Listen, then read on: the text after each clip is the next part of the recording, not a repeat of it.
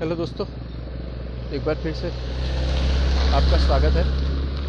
मैं उत्तराखंड के गांव में घूम रहा हूँ, कस्बों में घूम रहा हूँ। टू बी स्पेसिफिक, गांव और शहर के डिफरेंस को महसूस करने की कोशिश कर रहा हूँ। और फिलहाल मैं हूँ रानीखेत में।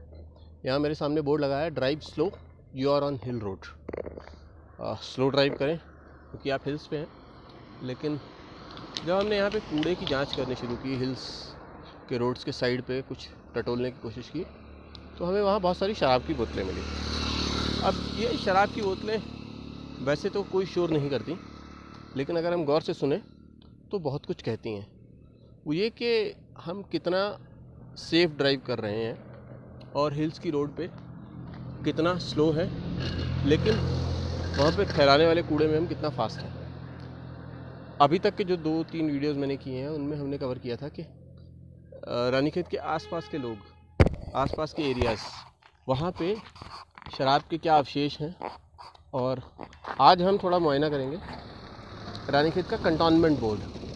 और ये मुआयना इसलिए ज़रूरी है कि कूड़ा तो दोनों जगह जनरेट होता होगा, लेकिन जब उस कूड़े को डिस्पोज ऑफ करने वाली अथॉरिटी का फ़र्क पड़ जाता है तो वो कितना प्रभावी तरीके से हमें ऑन ग्राउंड दिखाई देती है। ये वो सड़क है जो पीछे हल्द्वानी या भवाली से कह सकते हैं आप आती है।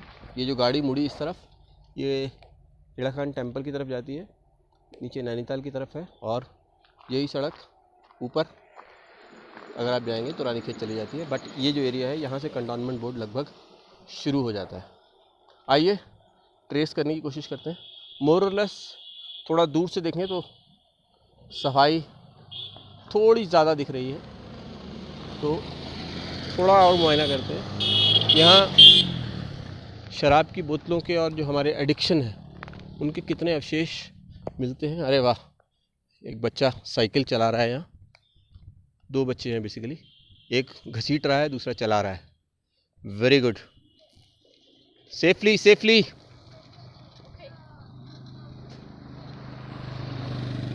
बहुत बढ़िया, अच्छा लगा। खैर, अभी हम देखते हैं कि शराब के कौन कौन से अवशेष मिलते हैं। और पहला अवशेष मिला ये शराब की बोतल का कवर, जिसे शायद जलाने की कोशिश की गई है। पिछले वीडियोस में मैंने पूछा था कि इन चीज़ों का किया क्या जाए शराब पीने के बाद जो हम सड़क पर फेंक देते हैं। तो शायद ये एक डिस्पोज ऑफ का तरीका था। ओह सॉरी, इंट्रोड्यूस करना भूल गया। मेरे साथ राजेश हैं आज भी। बहुत चलते हैं हम लोग और इनको भी चलने का शौक़ है, फिज़िकली फिट है। तो हम सड़क के किनारे ढूंढने की कोशिश कर रहे हैं शराब की बोतलें। इससे पहले जो नॉन मिलिट्री एरिया था उसमें इतने डिस्टेंस में जितना मैं अभी तक चला हूँ, कुछ ना कुछ शराब की बोतलें मुझे अवश्य दिख जाती थी। लेकिन अभी तक शराब की बोतलें नहीं मिली। ऐसा नहीं है कि कूड़ा नहीं मिला है, कूड़ा है, उतना नहीं है। कूड़े में प्लास्टिक कंपोनेंट अभी भी ओवरऑल कूड़े का प्रोपोर्शनेटली बहुत ज़्यादा है, लेकिन शराब के अवशेष यहाँ थोड़े से कम दिखाई दे रहे हैं। उसका क्या कारण है मुझे नहीं पता, लेकिन वो एक RBC रेड, ये मुझे नहीं लगता कि शराब की बोतल है।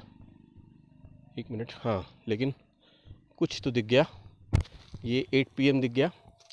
ये बिल्कुल सड़क के ऊपर नहीं था, साइड में थोड़ा सा गाड़ी से लगता है ज़ोर से फेंका होगा।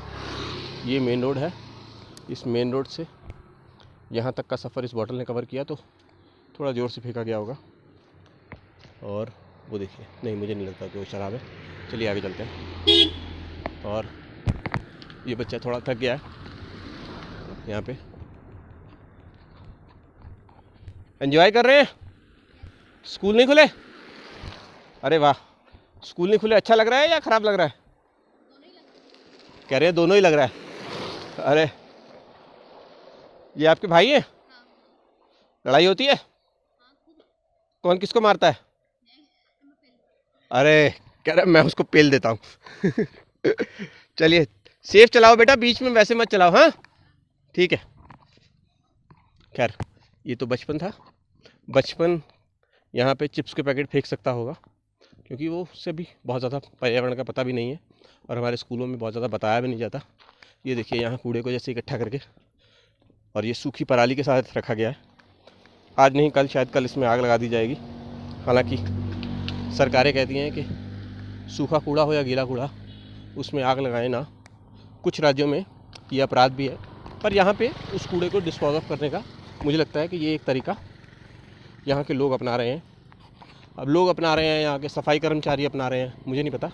ये देखिए अभी तक इस एरिया में यहाँ पे मुझे शराब की बहुत ज़्यादा बोतलें देखने को नहीं मिली हैं। मुझे थोड़ा सा ध्यान से चलना होगा, ये मोड़ थोड़ा सा खतरनाक है।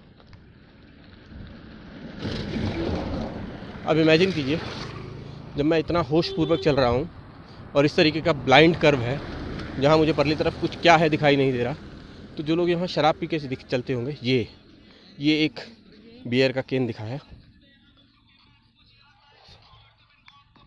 तो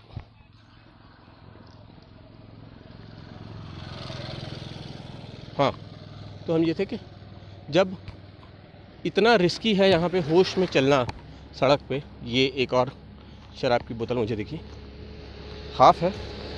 I am not very sure ये किसने पी होगी। मैकडोनल्ड नंबर 1, इसके साथ में कुछ नमकीन के पैकेट भी हैं। बेचारा अकेला नहीं पड़ा वरना बोर हो जाता।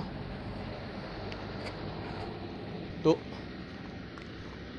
जब वो इतना अनसेफ है तो शराब पीकर जब आप गाड़ी चलाते हैं और आपका विजन ब्लर होता है, इसमें ये कोई मेरी मनगढ़ंत बात नहीं है, ये साइंटिफिकली प्रूवन है कि आपका जो स्पीड और डिस्टेंस का कैलकुलेशन है वो गड़बड़ा जाता है जब भी हम एक लिमिट से ऊपर की शराब पीते हैं। और अब इस पर ये आर्ग्यू मत कीजिएगा कि मैंने कभी भी लिमिट से ऊपर की शराब पी के गाड़ी नहीं चलाई, क्योंकि एक पॉलिटिकल पार्टी की तरह इंक्वायरी भी हम ही करते हैं और बरी भी हम ही कर देते हैं। इंक्वायरी भी हम ही बिठाते हैं कि मैंने लिमिट से ऊपर की शराब नहीं पी, और अपने आप को बाइज्जत बरी भी कर देते हैं कि नहीं, मेरी शराब तो ख़राब नहीं है। I am not the one who is alcoholic. मुझे शराब पर और इन जैसे मुद्दों पर काम करते हुए ठीक ठाक वक्त बीत गया है, और बहुत कम लोग, वो भी ट्रीटमेंट के बाद, जो अल्कोहल एनोनिमस का या दूसरे ट्रीटमेंट होते हैं, उनके ट्रीटमेंट के बाद ये स्टेटमेंट कर पाते हैं कि हाँ मेरी शराब ख़राब हो गई थी, ख़राब है वही है। लेकिन